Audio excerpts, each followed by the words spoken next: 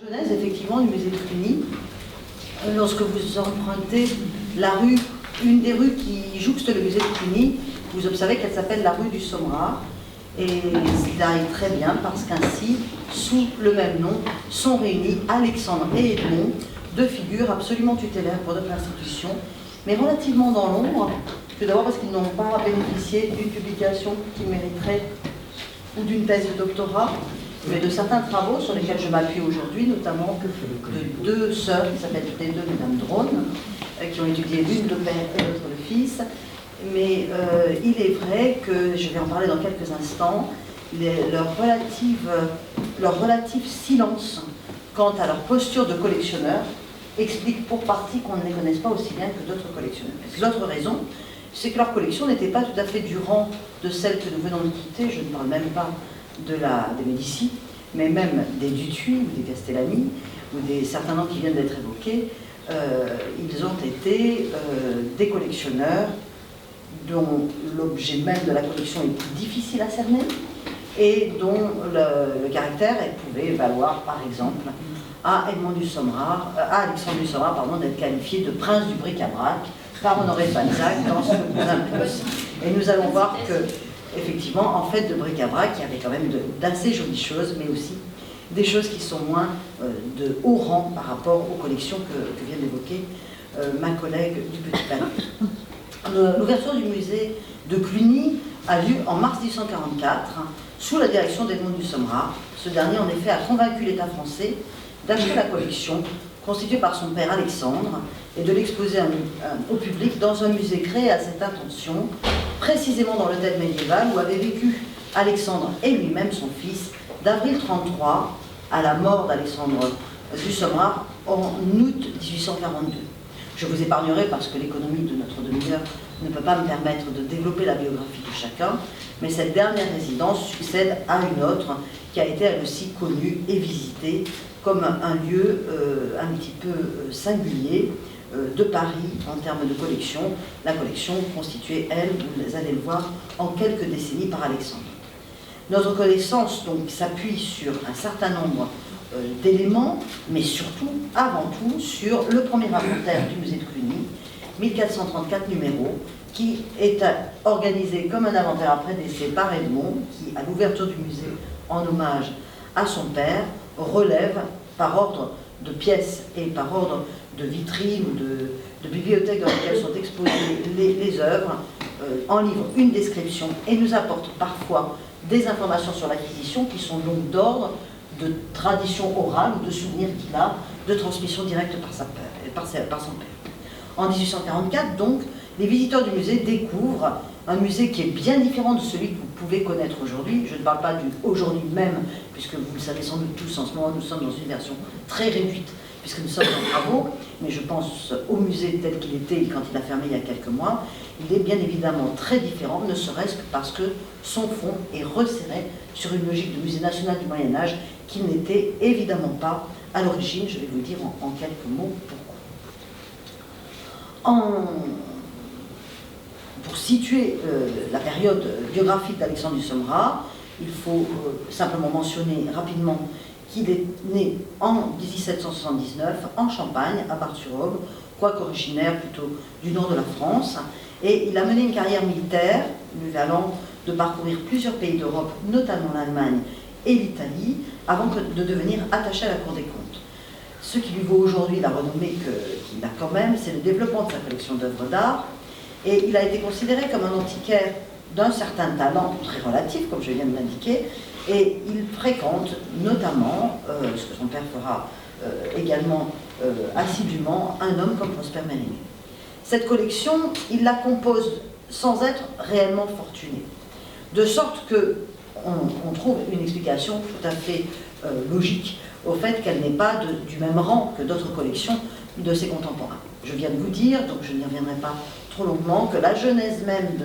de sa collection, ses impulsions, son intention de collectionneur, même certains de ses actes d'acheteur, gardent un mystère très important pour nous, ce qui n'est pas sans être une difficulté pour notre étude du noyau initial de l'histoire du musée de Cluny. Et c'est assez paradoxal parce qu'il est quand même l'auteur d'un très célèbre ouvrage qui sont les arts du Moyen-Âge, qui sont publiés à partir de 1838 et qui nous laissent entrevoir sa passion réelle pour l'histoire et pour un rapport historique aux collections dont il a la charge. Nous savons, par les recherches qui ont été menées sur les vents du XIXe siècle, qu'il a commencé à collectionner très jeune un ensemble de typologies de collections dont ensuite il s'est défait, comme par exemple un ensemble de curiosités naturelles, gemmes ou autres objets qui relèvent du cabinet de curiosités, mais également beaucoup d'œuvres graphiques, d'artistes dont nous avons perdu les noms, probablement pas de très grands noms de l'art moderne, au sens d'œuvres plutôt du XVIIe et du XVIIIe siècle, mais un fond graphique et de peinture dont il se sépare assez vite, probablement pour reprendre ses billes et constituer une collection un peu différente. On sait qu'il a, en 1823, vendu ses curiosités et en 1825, un grand nombre de son œuvre peinte et graphique, de son œuvre de collectionneur. En 1845, après sa mort, j'ouvre une incise, son fils achèvera ce geste vendant les œuvres qui ne correspondaient pas à la logique objet d'art, qui est quand même la première forme de logique qu'on peut dessiner pour le musée de Cluny. Il se passionne pour une collection plutôt d'objets d'art. Nous avons tous écrit, et dans ces pages, je viens de finir le récolement du musée de Cluny, ce qui me donne une forme de légitimité à être devant vous aujourd'hui. Eh bien, nous sommes tous à considérer que c'est un royaliste, un homme très profondément nostalgique de l'époque de l'Ancien Régime, et probablement sa naissance en 1779, qui l'a rendu témoin immédiat de certains actes de vandalisme, du déplacement des œuvres, du patrimoine à la fois religieux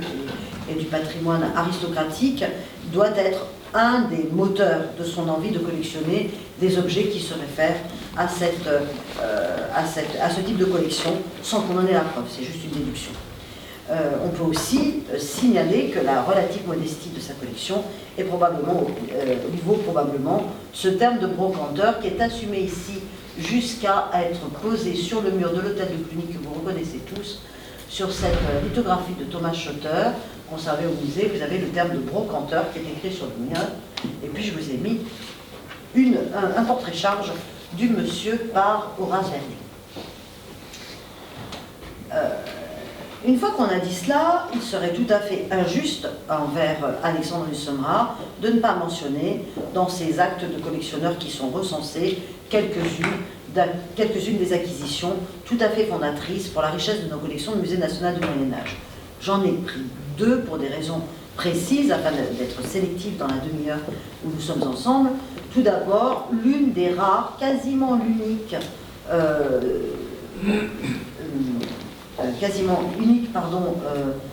certitude sur un achat dans une vente en 1838 à la vente Schoenberg. Il achète, avec une description qui ne laisse pas trop de doute sur le fait qu'il s'agit de la fameuse plaque Mosane au fleuve du Paradis. Il achète une plaque en cuivre ajourée présentant 4 figures fluviales et un agneau au centre. C'est évidemment notre très célèbre plaque de reliure des fleuves du Paradis qui correspond aujourd'hui encore à l'un des ancrages fondateurs de notre musée qui, vous le savez, est certainement en termes d'orfèvrerie en cuivre, à la fois par l'œuvre de Limoges, mais par les émaux Mozan et également les émaux hispaniques, la plus belle collection du monde. Il forme ainsi, par cette acquisition, que nous pouvons recenser le premier jalon. Et puis, à droite, je vous ai mis, parce qu'elles me sont très chères, ces œuvres, sur lesquelles j'ai plutôt plus travaillé que sur d'autres, j'ai pas le temps de tout faire, j'ai mis cette incroyable alliance que sont un ivoire byzantin figurant Ariane et deux têtes de lion en cristal de roche, qui appartiennent toutes deux à ce que j'appelais tout à l'heure la réputation orale via le fils Edmond du Sommerard, qui nous raconte, lui, dans son catalogue, que ces œuvres ont été achetées provenant d'Allemagne, venant d'une tombe, sans plus d'explications, parce que nous avons deux occurrences d'ailleurs, l'une vallée de la Moselle, l'une vallée du Rhin. Si l'on accorde foi à cette tradition orale, et si l'on regarde les objets qui sont d'une part une applique pour l'Ariane, qui appartient sans doute à une logique d'accroche à un mobilier, d'autre part des têtes en quartz évidées qui relèvent probablement elles aussi de l'action de les emboîter dans quelque chose en bois d'assez large, qui n'ont donc pas ni un bâton ni un sceptre, et elles sont deux. on a l'impression qu'on a des éléments d'un trône, évidemment. Si c'est vrai que ces éléments de trône ont été achetés par Alexandre à quelqu'un qui les avait trouvés archéologiquement dans une tombe en Allemagne, nous pouvons tout de suite tracer pour notre imagination l'idée de la tombe. Aucune information en face d'un vol singulier de ce type-là en Allemagne, aucune information sur ce contexte soi-disant funéraire, mais des œuvres qui vont ensemble, quoi qu'il arrive, et qui appartiennent à cette forme de logique artistique qui relève plutôt. Les œuvres, elles, vous voyez sur le cartel, sont respectivement datées des 5e et début 6e siècle, donc pourraient appartenir à l'époque mérovingienne, mais ce geste de réception de l'antique et de trône est tout à fait logique et peut se dérouler dans l'Europe carolingienne également. Je vous renvoie au catalogue des temps mérovingiens où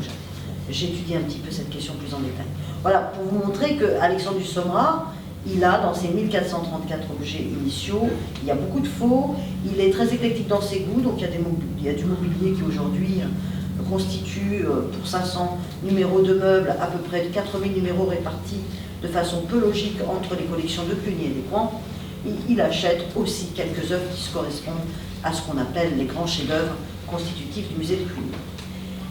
Placer la collection dans les dernières années de son existence au sein d'un monument insigne correspond pour lui probablement à une volonté de monstration de sa collection bien évidemment, mais à une manière de cristalliser aussi ce qui était sa devise, More Majorum, à la manière des ancêtres. C'est une déclaration d'intention sur une perspective historique à partir des objets d'art. C'est tout à fait ce qu'il met en place dans ces arts du Moyen-Âge, dont j'ai signalé l'importance, et qui sont bien sûr parmi les jalons esthétiques très importants dans cet univers un peu de period rooms qu'il essaie de constituer au musée de Cluny. Finalement, les choses marchent à l'inverse. À partir d'une collection assez hétéroclite qui vont jusqu'à l'art quasi contemporain pour lui, cette situation dans l'hôtel de Cluny, cette réflexion sur les arts du Moyen-Âge, va entraîner pour son premier successeur, son fils, mais aussi tous les autres dont nous ne parlons pas aujourd'hui, une logique de resserrement des collections autour d'une problématique médiévale. Cette publication, donc, alliée à la possibilité de visiter son appartement au premier étage de l'hôtel de Cluny, vaut au musée de Cluny une réputation telle qu'il se dit déjà, avant même la mort d'Alexandre du Sommerard, qu'il faudra bien en faire un musée. Cela donne à Edmond du Sommerard, après la mort de son père en 1839, toute la force de conviction pour convaincre l'État français d'acheter non seulement au marchand de biens qui louait son appartement à Alexandre du Sommerard, qui était locataire, mais également l'ensemble de la collection, estimée dans ce premier inventaire, qui est un inventaire après décès, à 266 000 francs, marchandé à 200 000 francs, et en cadeau, bonus, le premier conservateur bénévole, le fils Edmond, qui va avoir la bonne idée de vivre assez longtemps, 40 ans de mandat, et quel mandat? En effet, Edmond du Sommerard, qui est né en 1817, Alexandre a eu deux fils et 2 filles, il a eu le grand malheur, ça a sans doute précipité son décès d'ailleurs, de perdre son fils, son dernier fils à 18 ans, quelques mois avant sa mort à lui-même en 1839. Donc le musée s'ouvre en mars 1844, suivant un plan qui correspond au plan de l'appartement d'Alexandre du Sommerard. Vous avez ici un dessin qui est conservé toujours chez nous et qui mentionne les pièces où étaient précisément les pièces qui étaient précisément les lieux de vie d'Alexandre et qui constituent le premier circuit du visiteur. L'importance d'Edmond du Sommerard, je vais l'examiner dans le quart d'heure qui me reste sous l'angle du collectionneur, qui était le sujet que vous m'aviez donné, mais pour être juste, je dois quand même ouvrir une petite incise en disant que premier conservateur il est, et que ce plan initial n'est pas du tout celui du moment de sa mort, où le musée s'est étendu, notamment par une extension moderne, que vous connaissez, qui est aujourd'hui un tout petit peu caché par le nouvel accueil de M. Desmoulins, mais M. Desmoulins s'est appuyé sur une extension d'Émile Beuzwillwald, architecte, grand ami de Prosper Mérimée, et ami également d'Edmond du Sommerard. Donc il a eu une action de muséographe et d'architecte et de restaurateur du monument, tant dans la partie antique que dans la partie médiévale. J'ai oublié de préciser, parce que j'essaie d'aller vite pour respecter le temps, que non content de faire racheter l'hôtel médiéval, il a convaincu la ville de Paris de donner à disposition de ce nouveau musée l'ensemble antique qui relevait d'elle, et il a créé cette circulation que vous connaissez encore entre notre salle Notre-Dame et le Frigidarium. Je vous le disais, je n'y reviens pas, il ouvre un cahier d'inventaire, le premier d'entre eux, qui se termine au numéro 1434, qui est une forme d'inventaire après décès de son père, et qui donc épouse complètement la logique de présentation, ce qui fait que nous avons, par exemple, peut-être n'avez-vous pas noté, des différences d'écart de numéros qui ne relèvent pas de la cohérence du moment d'acquisition. J'ai oublié c'est 615, 616 pour les têtes de cristal, ça doit être 415 ou quelque chose comme ça pour l'Ariane, 200 numéros d'écart, parce que l'une est dans une pièce et les quartz dans une autre logique de vitrine de pictique, donc on n'est pas dans l'organisation normale d'un cahier d'inventaire. Je vous ai ouvert ici la toute première page, avec un cabinet qu'il ne faut pas chercher parce qu'il a été réparti en plusieurs panneaux, désormais partagés entre Cluny et Caen, mais aussi à droite celle des quartz qui me sont si chers, des têtes de lion qui me sont si chères. Alors, là, entre le moment où il devient conservateur du musée de Cluny et le moment où il va mourir et laisser la place, en 1884, à Alfred Darcel, notre Edmond du Sommerard, et c'est pour ça que j'ai intitulé ainsi ma communication, va décupler la collection. Mais il va non seulement la décupler du point de vue numérique, il va également d'une certaine manière la décupler du point de vue de son emprunt. En effet, notre homme, alors ça fait un petit peu best-of, mais je n'exagère pas et j'ai fait une sélection drastique, notre homme achète de façon extraordinaire, jouant des opportunités sur le marché de l'art européen, jouant d'un sens absolument aigu, très opportuniste, des belles occasions. Citons en 1854, à droite sur l'image, l'antépendium du trésor de Bâle, qui avait été vendu aux enchères par la cathédrale de Bâle, et qu'il rachète à celui qui l'avait acheté en vente aux enchères. En signe de gratitude d'ailleurs, le propriétaire, qui s'était aussi porté acquéreur d'une rose que vous connaissez bien, offre la rose d'or de Bâle à Edmond du Sommerard. En 1859, apprenant qu'un Français fouille de façon assez compulsive un jardin aux environs de Tolède et en extrait X couronnes d'or, qui aujourd'hui sont majoritairement conservées à Madrid pour des raisons d'histoire contemporaine dans lesquelles je n'ai pas le temps de rentrer malheureusement, il achète ce trésor de Guarazza, sans doute la plus grande découverte alto-médiévale en Europe du XIXe siècle, avec la découverte italienne. L'homme s'intéresse également à un certain nombre d'objets qui sont liés à la vie archéologique parisienne, je vais y revenir dans quelques instants, et se singularise également par l'acquisition de grandes tentures qui valent au musée une immense célébrité jusqu'en 1978 pour l'une et toujours aujourd'hui pour l'autre, que sont, mais c'est un choix que j'ai dû faire, la tenture de David de Betsalbé, qui orne maintenant, vous le savez, les salles du château d'Écouen, qu'il achète en 1877. En 1880, il achète la fameuse tenture de la ville de Saint-Étienne, qui sera l'un des fleurons de la dernière salle du prochain parcours, et qui aujourd'hui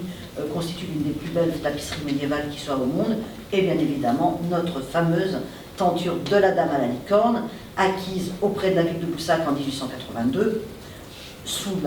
grâce à la complicité de Georges Sand avec Prosper Mérimée et de celle de ce dernier avec Edmond du Sommerard. Le téléphone arabe marche et voici que, fort cher, Edmond du Sommerard se porte acquéreur à Boussac de cette tenture qui nous vaut aujourd'hui probablement 75% de nos visiteurs. Ceci se place dans une logique qui est très réfléchie probablement par rapport à l'hôtel de Cluny. Je dis probablement parce que Edmond n'a pas théorisé la manière dont il achète. Nous avons son catalogue, je vais terminer avec lui dans quelques instants, mais nous n'avons pas de témoignage qui relèverait de la mise en perspective de son action de collectionneur. Et force est de constater, lorsque nous regardons un autre pan de ses acquisitions, qu'il semble qu'il y ait une logique muséale, à l'endroit notamment des ensembles archéologiques ou des ensembles décoratifs qui correspondent à une logique d'ornement de l'hôtel de Cluny, le contenant, le contenu, toujours ce rêve qui parfois s'accomplit pour un conservateur, et puis des pans de collection très particuliers où il exprime un sens de collectionneur tout à fait extraordinaire, parmi lesquels l'art de la céramique, qui est pour moi peut-être un des faits les plus saillants, et qui est tout à fait, j'allais dire, trahi ou traduit par le développement qu'il donne dans son catalogue à ces parties-là de sa collection. Ce sont des collections qui rentrent dans les collections du musée, mais qui semblent être animées par un sens de la collection qui relève plus de la passion privée. Alors, je vais très très vite pour ne pas dépasser le temps et que vous puissiez avoir la pause qui vous attend, mais j'ai ouvert ici l'image pour rendre hommage à Alexandre, avec un tout premier noyau de collection céramique d'Alexandre, qui comportait quand même 124 numéros, sur les 1400 et quelques, de céramique médiévale et moderne, au sein de laquelle ces deux œuvres que vous pouvez maintenant contempler au Musée national de la Renaissance, mais qui ont fait partie, évidemment, des collections de Cluny. C'est en 1978, comme vous le savez sans doute tous, que une partie des collections du musée de Cluny part à Écouen pour constituer le noyau primitif du Musée national de la Renaissance.